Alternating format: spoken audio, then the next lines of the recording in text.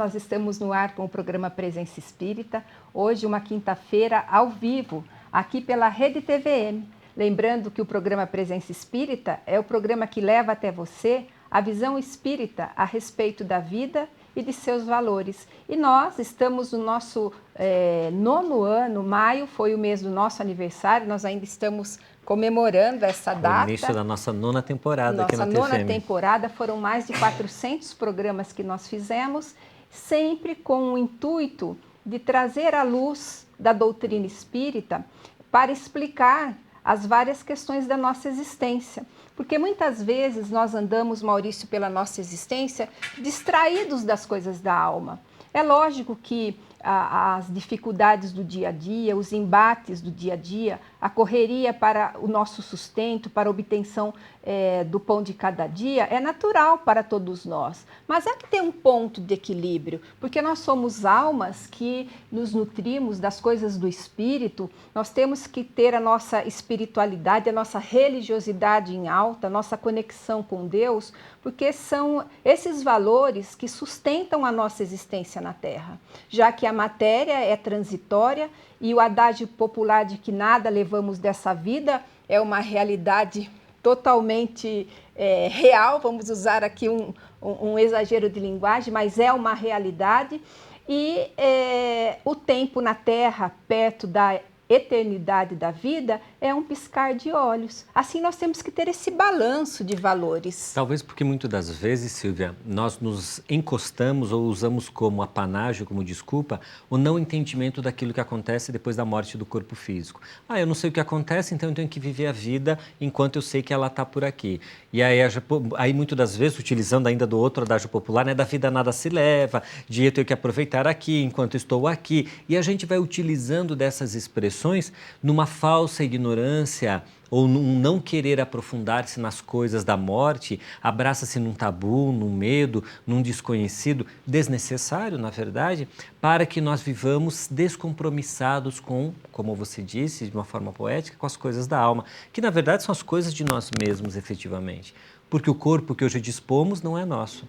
E ele envelhecerá e ele perecerá e em algum momento a vida não será mais possível nesse corpo que nos é emprestado. Então, muitas das vezes investimos muito num corpo que ele inevitavelmente sofrerá o peso do tempo, ele arcará ao longo dos anos e nós nos desvincularemos nele. Cuidar do corpo ou investir um tempo exagerado nele? É esse o equilíbrio que a gente deve fazer. Muitas das vezes trabalhamos para amealhar montanhas de dinheiro. É claro que o conforto, a casa que desejamos, o carro, os bens, as posses, elas são possíveis, elas são lícitas e tantas necessárias. Mas ter aquilo para poder viver ou viver para ter aquilo. É esse equilíbrio que muitas das vezes nós nos perdemos. E quando falamos da doutrina espírita, ela nos oferece esse roteiro. Ela nos ajuda a esse fiel da balança para entender o porquê aqui estamos e para que estamos. Mas não será isso gratuitamente, não é simples, não é, Silvia? É necessário reflexão em torno disso. E é por isso que, Maurício, nós observamos as pessoas reclamando do vazio existencial. Nós não temos o apoio, o sustentáculo, o alicerce a reger a nossa existência. É por isso que a cada 1 minuto uma pessoa se suicida no mundo, enquanto o programa Presença Espírita acontece, 60 pessoas partem para o mundo dos espíritos dessa maneira tão traumática, porque não tem dentro da sua alma essa sustentação.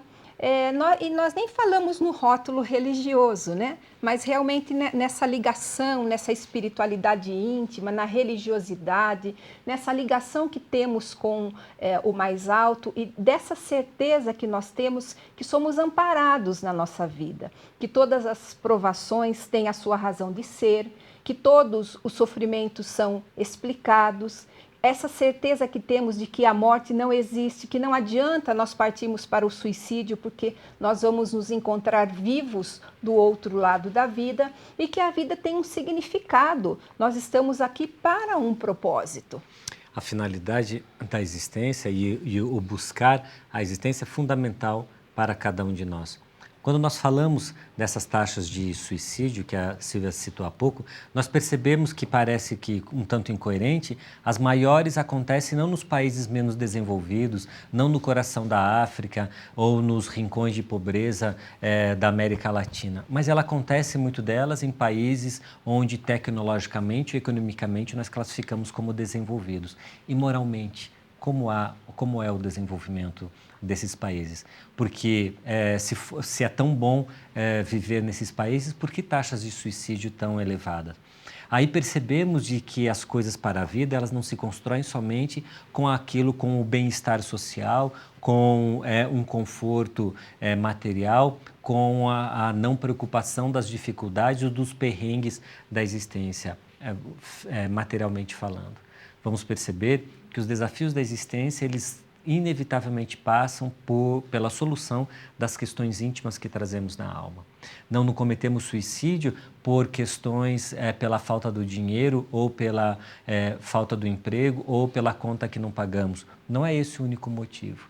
A grande parte deles, ele se dá de caráter e fundo emocional.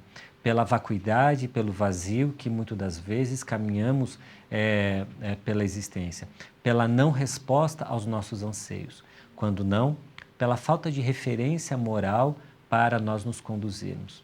Quando escutamos pais e mães achando lícito que seus filhos menores de idade consumam álcool nas festas que antigamente dizíamos infantis, mas hoje elas se veem encharcadas das bebidas alcoólicas, nós nos perguntamos, qual é a referência dessas pessoas? E quando se relacionam uns com os outros, dizem, mas todos fazem, como eu vou proibir meu filho? E aí vemos meninos, meninas dos seus 14, 15 anos infringindo a lei dentro de casa, ao consumir álcool, ao fazer as festas de aniversário regadas a bebidas alcoólicas, porque é a moda, porque é bonito, porque é moderno, porque todo mundo faz. Aos 14 anos consumindo bebidas de alto teor alcoólico, o que fará aos 18, aos 25? Qual será a busca de sensações que ele trará se aos 14 afunda-se no álcool? Então percebemos as dificuldades das pessoas em buscar referências, em ter padrões que eles transcendam essa coisa comezinha do dia a dia, ou a cópia das loucuras que aqueles fazem em nome de um falso sucesso, de uma capa de revista, de uma manchete, para manter-se famoso. Porque se ele faz, então são os ídolos de pés de barro, eu também faço. E aí repito as loucuras, enlouquecendo eu também e aqueles que estão na intimidade. A falta de referência, que muitas das vezes temos, nos faz cometer o suicídio explicitamente, ou aniquilando a vida, ou o suicídio moral, quando nós aniquilamos valores e padrões éticos e morais de convivência, de roteiro, de conduta de vida e de educação para os filhos, para vivermos ao sabor do mundo, aos valores do mundo. Então, nesses dias, é necessário que busquemos referência. E talvez a maior referência que nós possamos ter, ele algumas vezes fica muito esquecido, não é, Silvia? Jesus, como a grande referência, às vezes ele fica só crucificado na parede, preso no templo que frequentamos, e ele não caminha conosco na sociedade, como se a sua mensagem não fosse aplicável no dia de hoje. Exatamente, e é por isso que os Espíritos nos dizem, na terceira parte do Livro dos Espíritos, quando abre-se as questões das leis morais, que a lei de Deus, ela é a única para a felicidade do homem na Terra, e ele só é infeliz quando dela se afasta.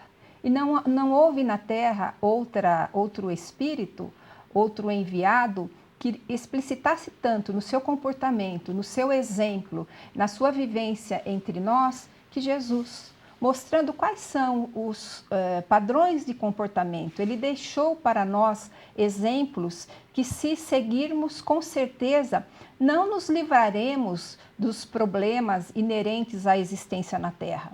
Não nos livraremos das dores que estão destinadas a nós por escolhas próprias para o nosso processo de crescimento espiritual, mas com certeza traremos dentro de nós o grande apoio que vem do ensinamento de Cristo, o sustentáculo para a nossa existência, de qualquer maneira que ela seja.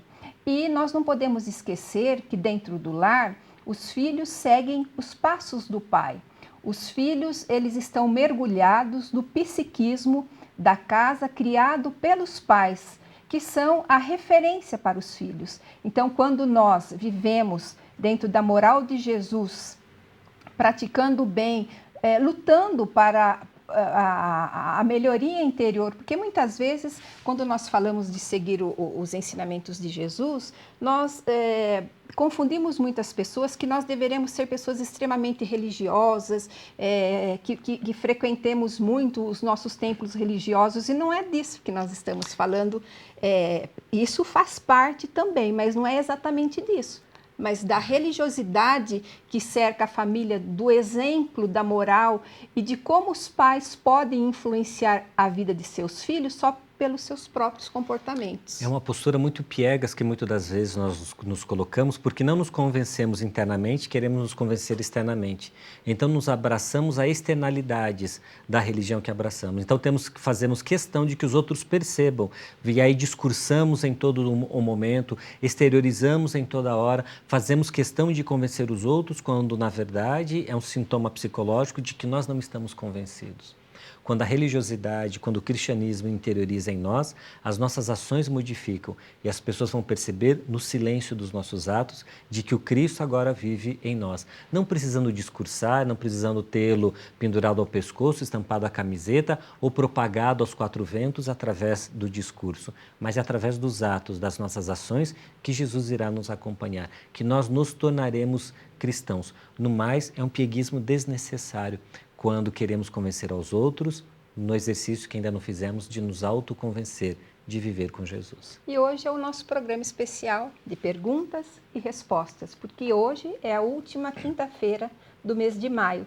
Se você quiser participar, mandando as suas perguntas, as suas dúvidas, é só ligar para o telefone 3028-7122. O Maurício também vai estar online daqui a pouco, nós já estamos online na nossa página. Já estamos. É só você entrar em contato com ele, deixar a sua pergunta, curtir a nossa página. No final do último bloco, sortearemos a obra que trouxemos para hoje.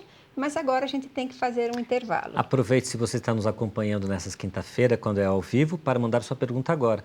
E se nos acompanha nas reprises ou no nosso canal no YouTube, que estamos nos programas, deixe a sua pergunta na nossa página do Facebook e o próximo programa, ou no próximo programa de perguntas e respostas, nós iremos te responder. Até já!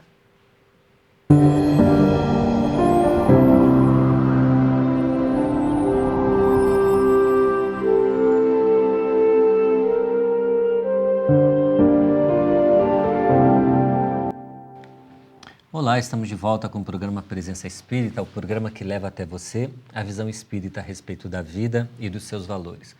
Estamos iniciando o nosso segundo bloco e costumeiramente trazemos para você uma sugestão de algum produto espírita, via de regra livros, CDs, material de divulgação do espiritismo, para que você possa se aprofundar, refletir, utilizar das informações espíritas para melhor proveito seu.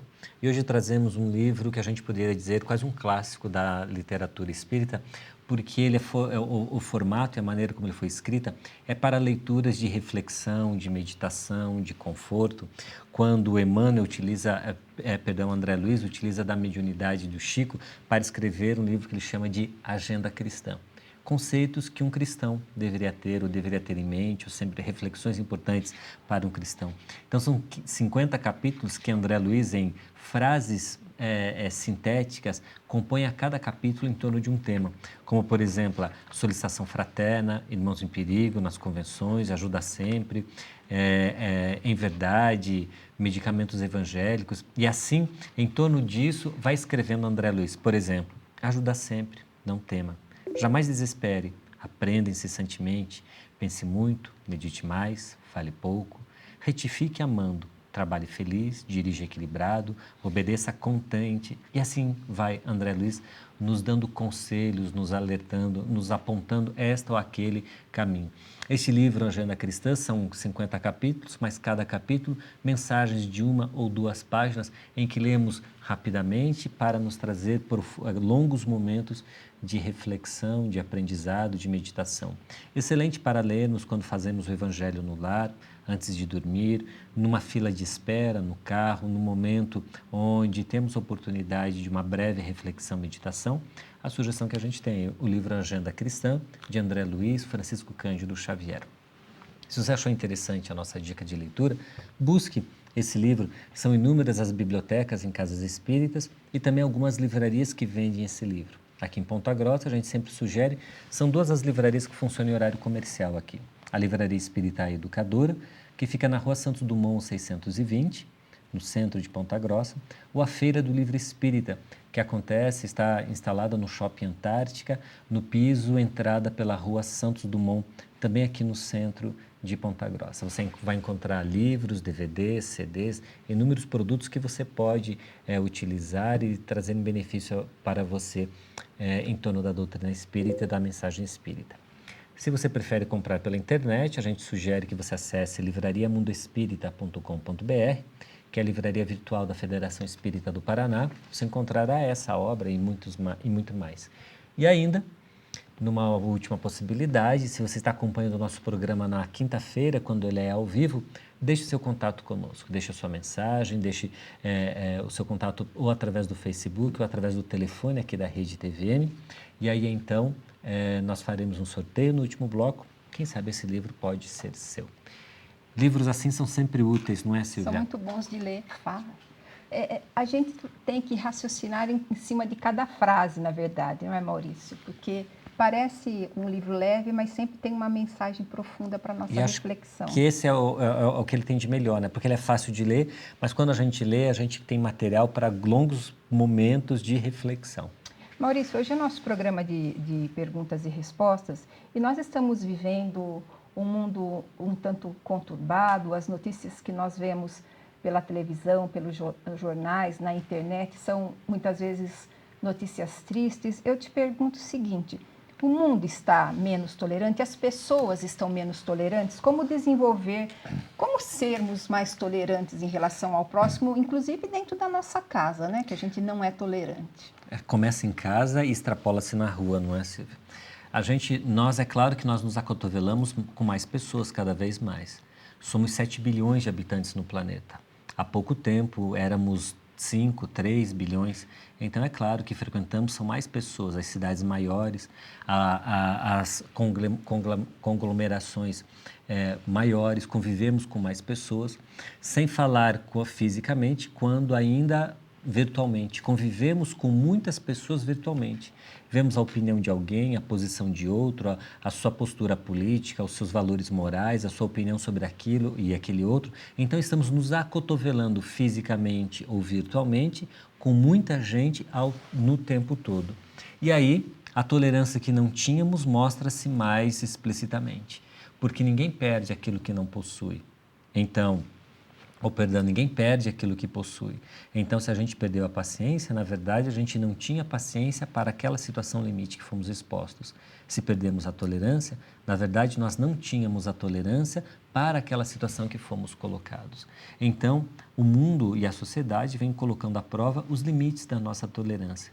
Mas se percebemos que chegamos no limite da nossa tolerância, é o momento, então, de exercitá-la para que ela avance um tanto mais, para que ela extrapole o ambiente circunscrito das nossas estruturas e capacidades emocionais. Então, a convivência uns com os outros, a convivência em sociedade, ela é o grande exercício de trabalhar com a tolerância, porque a tolerância nasce da compreensão de que o outro tem as suas limitações, de que o outro tem o seu olhar diferente pelo mundo, de que o outro tem opções, orientações, possibilidades e gostos diferentes dos nossos. A sua religião é professada como outra, o seu partido político ou a sua interpretação política da sociedade é outra. Muitas das vezes a sua orientação sexual é a outra, a sua raça, os seus valores, os seus gostos são diferentes. Então a nossa tolerância está em saber bem conviver, porque enquanto o outro não prejudica a outrem, não prejudica a sociedade, ele tem total liberdade de defender o seu ponto de vista. E nós, muitas das vezes, achamos que o nosso é mais correto e intolerantemente tentamos impor, tentamos convencer, tentamos doutrinar este ou aquele, quando na verdade devemos aproveitar o momento para exercitar a tolerância, porque sempre teremos aqueles diferentes de nós e esses serão os professores para a nossa tolerância, porque cá entre nós, Silvia, não é necessário ser tolerante com quem é igual a gente, não é? Quem tem o mesmo jeitão da gente, os mesmos valores, não precisa de tolerância. Quem vai nos ajudar a exercitar a tolerância são justamente os diferentes de nós, aqueles que nos desafiam. E às vezes, quando calha de a gente reencarnar e habitar o mesmo lar, aí é um grande... É uma grande escola. O lar sempre é uma grande escola. Silvia, muito frequentemente as pessoas perguntam sobre mediunidade, sobre influência espiritual, sobre obsessão, que é essa influência mais perniciosa. O centro espírita, uma casa espírita, ela tem a possibilidade de curar obsessão? Dá para a gente pensar assim? Olha, Maurício, ela até pode curar a obsessão com os processos que nós chamamos de desobsessão, mas é sempre delicado uma casa espírita prometer a cura da obsessão, já que esse processo ele é sempre dramático, ele é sempre delicado, ele é muitas vezes um processo milenar que necessita, além do tratamento espiritual na casa espírita, muitas das vezes o atendimento psicoterápico, o atendimento médico e o suporte medicamentoso. Então, muitas vezes nós caímos em ciladas quando prometemos para uma família curar o doente que busca a casa espírita do processo obsessivo. Então, nós usamos o termo obsessão, e o Maurício disse das influências espirituais, e muitas vezes nós esquecemos que pessoas não espíritas também assistem o nosso programa. A obsessão é a influência impertinente, insistente de um espírito desencarnado sobre uma alma encarnada, causando certo tipo de constrangimento. Essa definição de ordem geral, porque nós temos várias nuances de obsessão. Os antigos entendiam e usavam o termo encosto, imaginando que o espírito se encostava no encarnado, quando na verdade a ação é mente a mente. Então, nós temos a tendência a imaginar que o doente obsediado que procura a casa espírita é sempre o coitadinho, é sempre a vítima. E o obsessor, o espírito que está do outro lado, é sempre o vilão, é sempre o ser maldoso que quer a vingança, que quer o desforço. Quando, na verdade, a obsessão sempre será um processo de simbiose, onde as duas mentes se nutrem de miasmas deletérios, de pensamentos de vingança, de ódio. Hoje, mais o obsessor, que é a vingança, mas ontem, no passado, o doente, o obsediado, que agiu sobre o seu atual obsessor, causando nele também algum tipo de desconforto. Então, cabe à casa espírita desatar esse nó, quebrar esse vínculo deletério e provocar no doente uma mudança de panorama. Mas o doente ele tem que estar preparado e querer isso, porque ele também se nutre do sentimento do obsessor.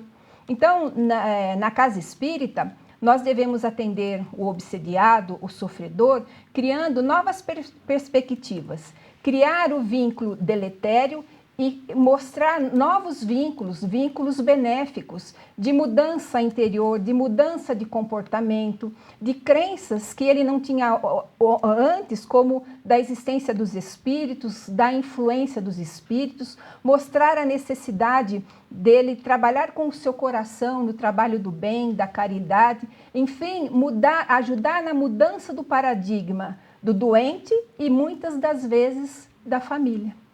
Por quê?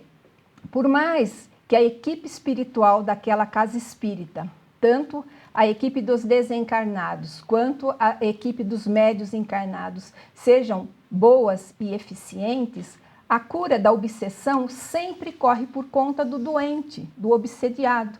É o que nós lemos no livro Missionários da Luz, do emissário Alexandre Espírito. Ele diz que o melhor doente é aquele que é médico de si mesmo. Então, na obsessão, quando nós prometemos a cura, nós corremos o risco, porque nós dependemos da mudança de comportamento do obsediado.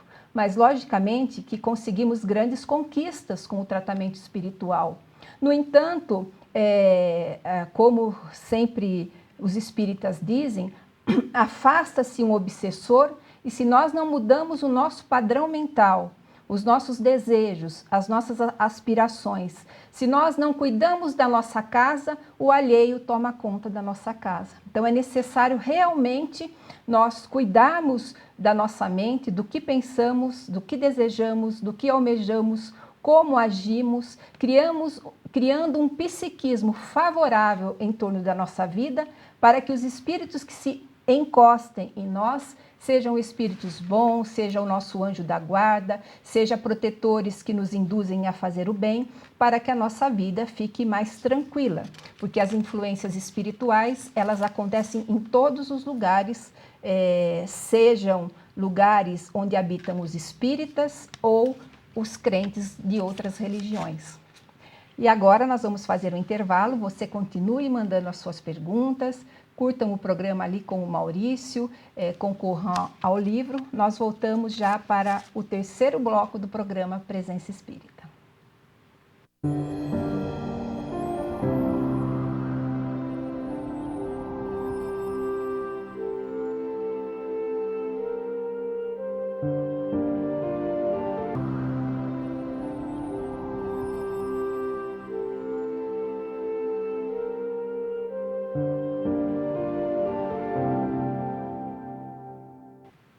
Nós voltamos com o terceiro bloco do programa Presença Espírita. Hoje o nosso programa de perguntas e respostas. Nós já estamos recebendo aqui pelo telefone também as perguntas, vocês continuem mandando. Nós temos uma pergunta aqui para o Maurício. Toda crença, Maurício, seja ela pautada como o espiritismo, que é pautado em filosofia, na religião, na parte científica, ela é digna de respeito? Existe uma religião melhor que a outra que nós poderíamos valorizar? Essa é a certa, vou seguir essa, então. É uma contenda muito grande, né? Quando nós imaginamos que a nossa religião é melhor no conceito universal, nós queremos nos convencer de que todos devem pensar da mesma maneira, terem os mesmos valores éticos, morais e a mesma percepção de Deus e do mundo. Quando, na verdade, cada um de nós estagia intelectual e moralmente na sua própria condição. Então, elegemos a religião que mais responde aos nossos anseios de espiritualidade. Se nós imaginamos que a nossa religião é a única salvação, é o único caminho, nós estamos reduzindo ao Deus Criador do Universo a um Deus tribal, a um Deus que só é o Deus da minha tribo, daqueles que pensam como eu, daqueles que agem como eu, daqueles que têm os valores como eu os tenho. Eu não posso imaginar que o Criador das galáxias, do universo infinito, ele vai se incomodar com os caminhos que eu escolho para entendê-lo. Porque a religião, ela jamais é o fim, ela é sim o meio. O meio que nos leva a Deus. E Deus é amor. Se a doutrina que eu abraço é uma doutrina de amor, é uma doutrina que me faz melhor, ela é digna de respeito, sim. Toda doutrina que leva o homem ao bem, mesmo que falsa, mesmo com algumas conotações falsas, mesmo que aqui ou ali com conceitos que eles não refletem muito a verdade, mas nos façam pessoas melhores, ela é digna de respeito. Emmanuel, o espírito protetor dessa última reencarnação de Chico Xavier, ele tem uma metáfora muito interessante. Ele diz que é como se as religiões elas fossem parte de um grande espelho que, ao quebrar-se, partiu em inúmeros cacos, alguns menores, alguns maiores, mas todos refletem na sua forma e no seu tamanho algo da verdade, mas nenhum pode se dizer detentor de toda a verdade. Assim nós devemos perceber que a religião que eu abraço, a doutrina que eu escolho, é o caco de espelho que melhor reflete a minha percepção de universo. Mas existem outros cacos que, a seu modo, também refletem essa ou aquele espectro das leis de Deus e das verdades universais. Um dia, ao evoluirmos, nós vamos juntando esses cacos e vamos percebendo que a maior religião é esse entendimento e exercício das coisas de Deus, sem ou vincularmos ou nos preocuparmos com esses rótulos que muitas das vezes nós desejamos, que os outros tenham a nossa religião, pensem como a gente tem a nossa doutrina, quando na verdade ela deve fazer bem para nós e não para os outros. E os espíritos no Evangelho segundo o Espiritismo, eles dizem uma coisa certa, cabal. A verdade está no Cristo, né? E pronto, a verdade né? está no Cristo e pronto. Cada um de nós o interpreta nas suas capacidades, sem precisar de contendas e de brigas, porque ele provavelmente não aprovaria, né? Afinal, nos explica que nós seremos conhecidos, os seus discípulos, por muito nos amarmos. E a gente tem pouco nos amando, né, Silvia? Silvia, a ciência já comprovou a vida após a morte? Maurício, com certeza a ciência não provou ainda o nada após a morte. Então, não existe nenhum artigo científico, nenhum trabalho, nenhuma revelação da ciência normal de que após a morte é o nada que existe, é o vazio, é o fim. De maneira que hoje a ciência está buscando caminhos que a religião já busca há milênios. Ela está trabalhando para provar que a morte não existe, ela existe apenas como uma transformação e que o espírito vive após esse decesso físico. É interessante, já pela definição da Organização Mundial de Saúde, do que é saúde, que ela inseriu o termo espiritual na sua definição de bem-estar, e não só físico e social.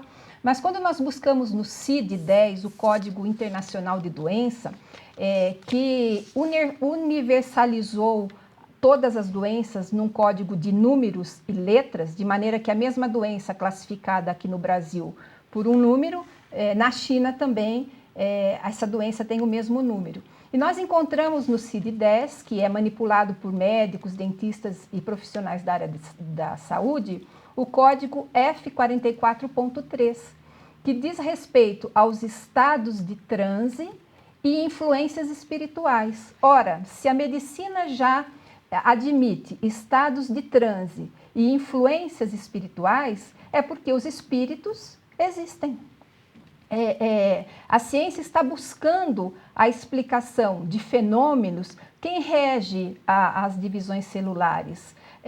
Leninger, no Tratado de Bioquímica, diz que as religiões, a metapsíquica, ela não precisa se preocupar com a vida, com a origem da vida, porque a bioquímica explica as divisões celulares, toda a parte biológica explica. E quem explica a bioquímica? E quem explica as reações químicas e moleculares, as energias que existem por trás disso? Somente com a existência do espírito é que a bioquímica vai comprovar essas reações. Então, hoje nós temos nos Estados Unidos mais de 87 faculdades de medicina que estudam a medicina e a espiritualidade, algumas como matéria obrigatória e outras como matéria optativa. No Brasil, nós já temos diversas faculdades de medicina que estudam a matéria. Na Harvard, por exemplo, nos Estados Unidos, já existe um laboratório que estuda especialmente os casos de reencarnação.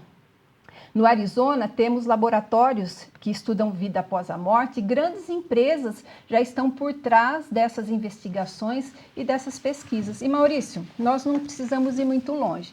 Na Faculdade de Medicina da USP, na disciplina Medicina e Espiritualidade, os profissionais fizeram a seguinte pesquisa. Eles atenderam um grupo de pacientes em luto, com todo aquele quadro clínico da pessoa em luto, com tristeza, desânimo, depressão, estados de choro e de fases de muita tristeza, e separaram esses pacientes em dois grupos. Um grupo foi tratado com medicação e psicoterapia.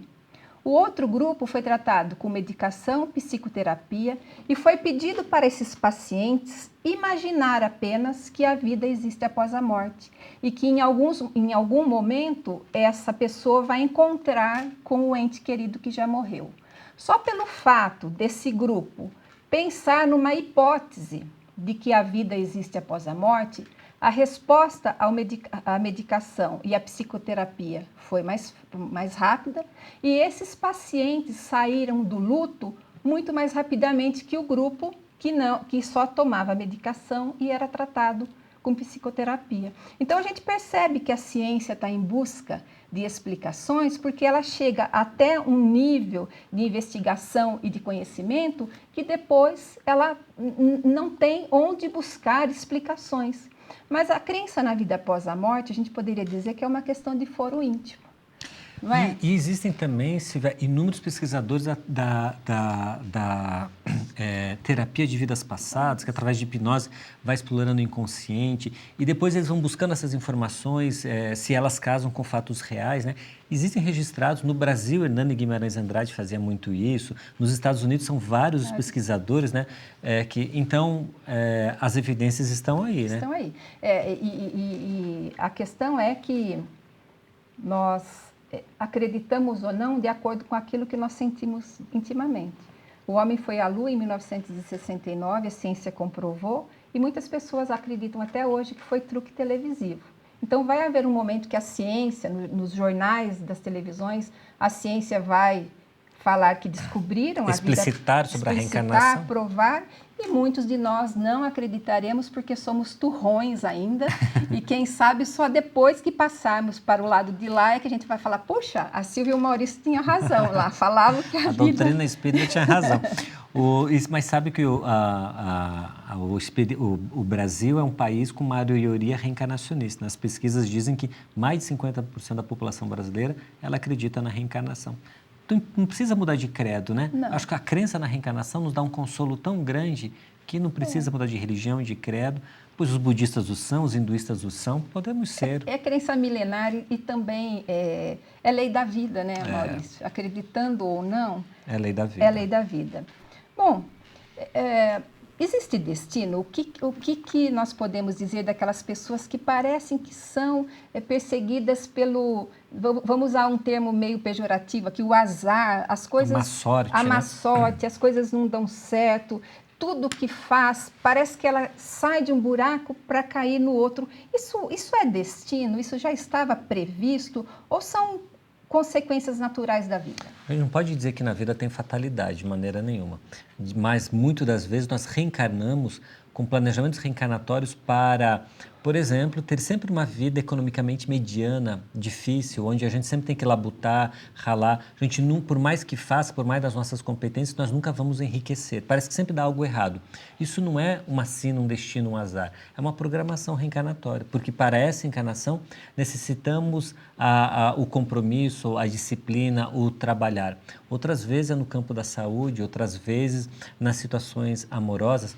Então, nós não devemos nos desesperar, forçar a situação, senão a gente fica como dando murro em ponta de faca, como querendo forçar uma situação, mas sim entender as respostas que a vida nos oferece. Mas se é sempre assim isso que acontece, que eu entenda que a vida está me convidando ao aprendizado daquela situação, que a vida está me oferecendo aquela situação como a lição não aprendida ainda. E ao invés de eu relutar, ao invés de eu remoer, ao invés de eu insistir naquela situação, entender, não num conformismo, que é bem diferente, não é, Cida? Sim. Mas sim num entendimento de que aquela circunstância, aquele contorno que a vida me oferece, são as pontuais. Eu faço por onde, eu corro atrás, eu não me conformo, mas ao mesmo tempo entendo as respostas da vida, sabendo que, muitas das vezes, aquilo talvez seja uma programação adequada para as minhas necessidades. E quando nós esperneamos diante das nossas dificuldades, nós estamos lutando contra aquilo que nós mesmos planejamos, né? Muitas das vezes sim. Bom, nós vamos para o último bloco, nós temos muitas perguntas aqui, novamente não vai dar tempo de responder a todas, mas vocês continuem mandando, porque todo final do mês, a última quinta-feira, é esse programa especial de perguntas e respostas. Nós vamos fazer um breve intervalo e já voltamos.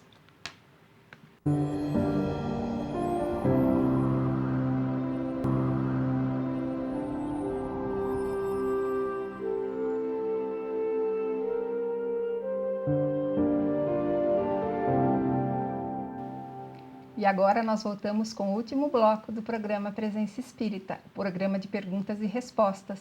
E eu já vou perguntar para o Maurício, porque as questões de pais, de família, sempre chegam aqui, né? Os pais são responsáveis pelos atos dos filhos, Maurício, assim como pela educação que ofereceu a eles? Na verdade, A gente pode dizer que a missão dos pais, ela está altamente vinculada e necessariamente vinculada à educação que eles fornecem. É obrigação do pai e da mãe, ou daquele que assume o papel de pai e de mãe, porque hoje as famílias elas têm uma constelação das mais diversificadas. 2 pais, 2 mães, famílias monoparentais, um pai só, uma mãe só. A avó assumindo a paternidade, a maternidade, a educação do neto, a tia, o parente. Então, qualquer que seja aquele que assuma o papel do educador, da maternidade, da paternidade, no lato sensu da palavra, ele tem sim o compromisso da educação. Educar os filhos não é opção, é obrigação. Então, nós responderemos pela nossa dedicação ou pela falta dela ao educar os filhos. Não que nós devemos aceitar porque erramos, tropeçamos, porque temos as nossas falhas. Deus analisará, nossa consciência analisará pelo esforço e dedicação que incitamos para isso. Oferecemos o que tínhamos de melhor, empreendemos todo o esforço, nosso tempo, as nossas condições e recursos. Essa será a análise do julgamento perante a nossa própria consciência. Porém, o que os filhos fizerem da nossa educação estará a cargo deles.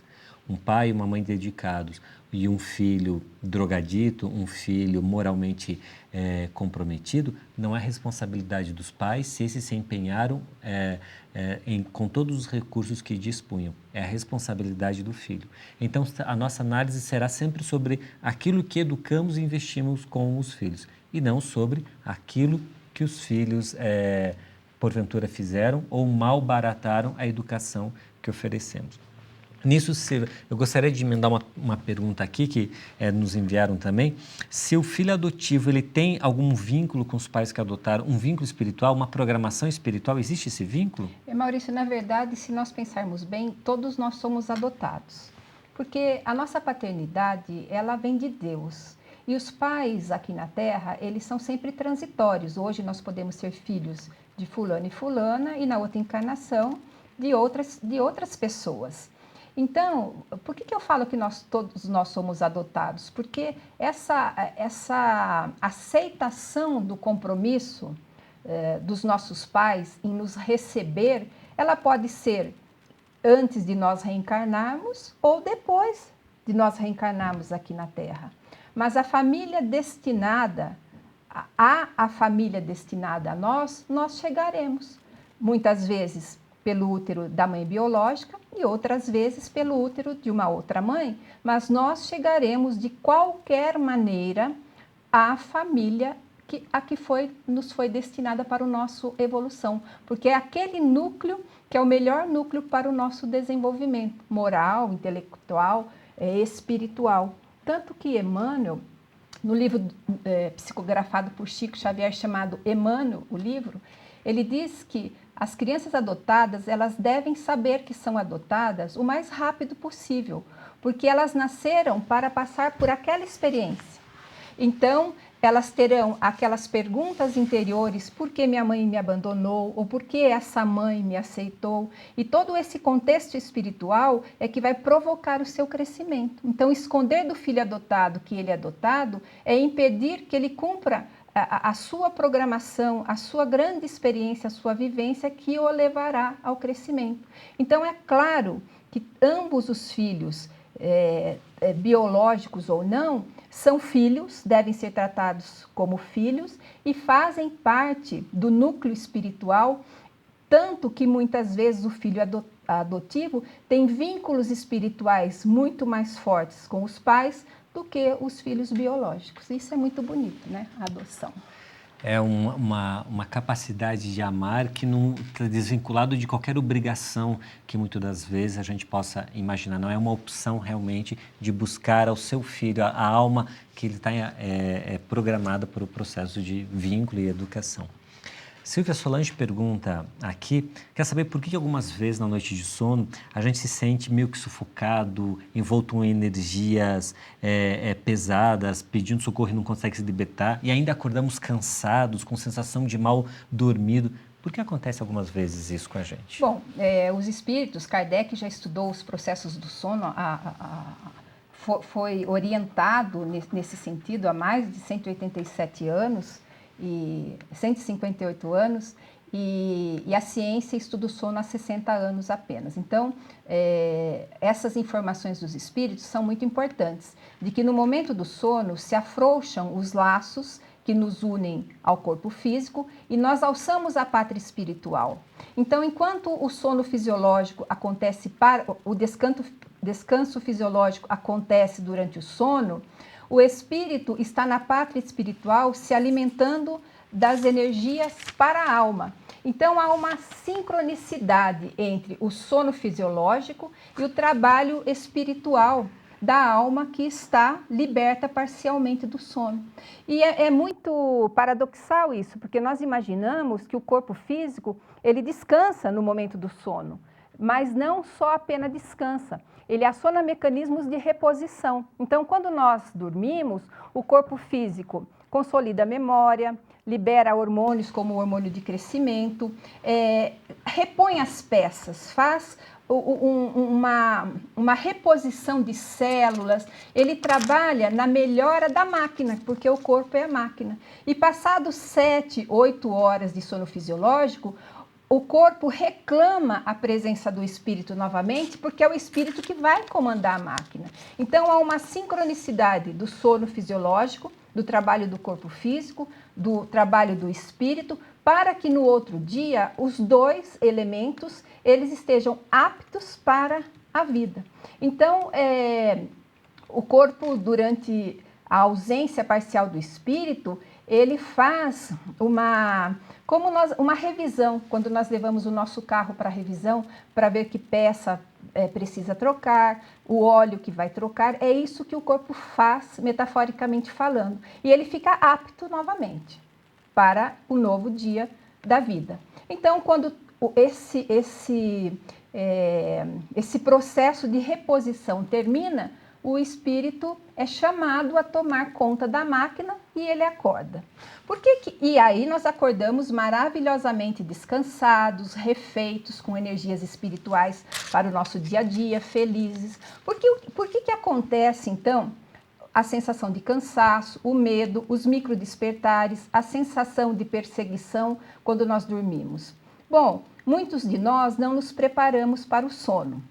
Nós vamos dormir com o nosso coração amargo, nós vamos dormir com ressentimento, com mágoas, mal fazemos as nossas preces de agradecimento, muitas vezes vamos dormir brigados com alguma pessoa que amamos, não resolvemos as nossas pendências durante o dia.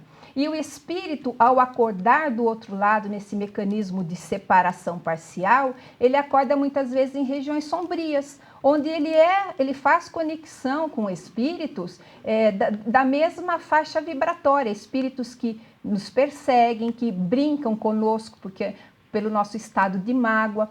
E o espírito, para se livrar desse ambiente, ele tenta retornar para o corpo, mas o corpo está em processo de reparação. É como se o corpo não aceitasse ainda a presença do espírito, porque ele está preparando a máquina. Então, nós temos micro despertares. Nós entramos no corpo, saímos do corpo, entramos no corpo, e isso dá um gasto de energia para a máquina física. Então, nós acordamos com essas sensações. E outras pessoas, Maurício, são essencialmente materialistas. Nós não estamos falando da telespectadora, nós estamos dando um quadro geral. Elas são essencialmente materialistas. E as preocupações com os problemas do dia a dia não permitem que ela alce voos espirituais. Ora, quem está preso na terra não alça o céu.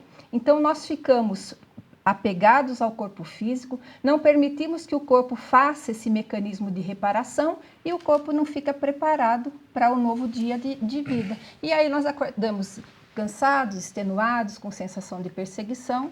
É isso aí. Silvia, a gente tem uma pergunta aqui pelo Facebook, nos perguntam o que vocês poderiam dizer das pessoas que se dizem espíritas, porém fazem uso de bebida alcoólica? Nós não poderemos dizer nada a respeito dessas pessoas, porque cada um responde por aquilo que faz melhor. Porque seria a mesma pergunta que fizéssemos, o que nós teríamos a dizer para as pessoas que se dizem egoístas, para as pessoas que falam mal da vida alheia, para as pessoas, a cada um de nós deve analisar se deve ou não proceder. E nós não devemos dizer sobre essa ou aquela pessoa como elas devem ou não devem se conduzir. Nós temos a doutrina espírita, nós temos ao cristianismo para nos guiar. E cada um de nós faz o melhor.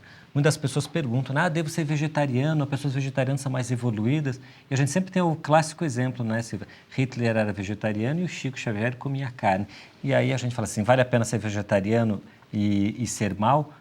Então, a gente não pode buscar a essas referências. A cada um responde pelos seus atos. Né? Verdade.